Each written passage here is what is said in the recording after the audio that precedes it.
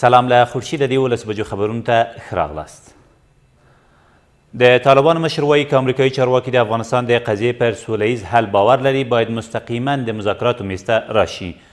مولوي هبت الله اخونزاده په خپل اختریز پیغام کې همداراز ویلي چې له جنګ جګړو سربیره د خبرو اترو دروازه هم پرانستې ده او په دې برخه کې یوازینی مرجع د دغې ډلې سیاسي دفتر په ګوته کړی دی. نوموړي د افغانستان او سویلي اسیا په اړه د امریکا نوې تګلاره ناکامه بللې او په هیواد کې د اوسني ناورین یوازینۍ لاره له هیواده د بهرنیو ځواکونو وتل په ګوته کړي دي.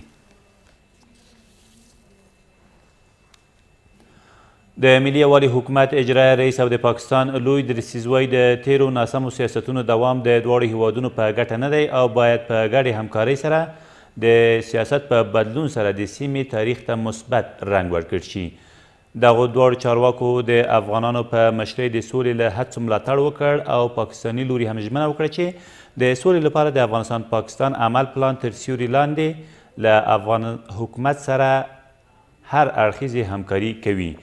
قمر جاوید بجوا په دې کتنه کې چې تېره ورځ په سپیدار ماڼۍ کې ترسره شو وویل پاکستان د افغانستان ملي حاکمیت ته درناوی لري او چمتو دی څو له خپلو ټولو سیاسي پوځي او اقتصادي لارو په ګټه اخیستنې سره طالبانو او نورې ډلې دې ته اړ کړي چې د سولې په موخه خبرو میز ته کینی.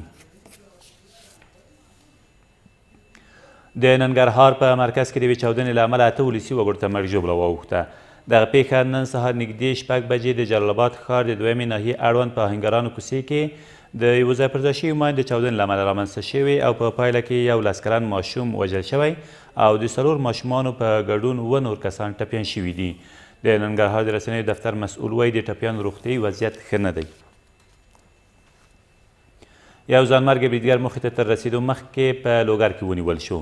د لوګر د امنیه قمندانۍ ویان شاپور احمدزی وایي دغه ځانمرګي بریدګر تیر مازدیګر د محمد اغې ولسوالۍ په کندهاریو پله کې د پولیسو له لوري نیول شوی دی.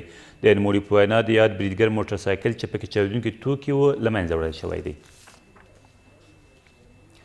او بریج جنرال ریاض آریان د ولسمشرۍ ماڼۍ د ساتنې د لوی مشر په توګه وټاکل شو.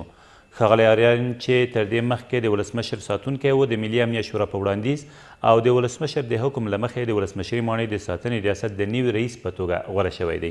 تر دې مخکې اختر محمد ابراهیمي د دغه ریاست مشر و خو اوس د کورنۍ چارو وزارت ستر امنیتي مرستیال دی.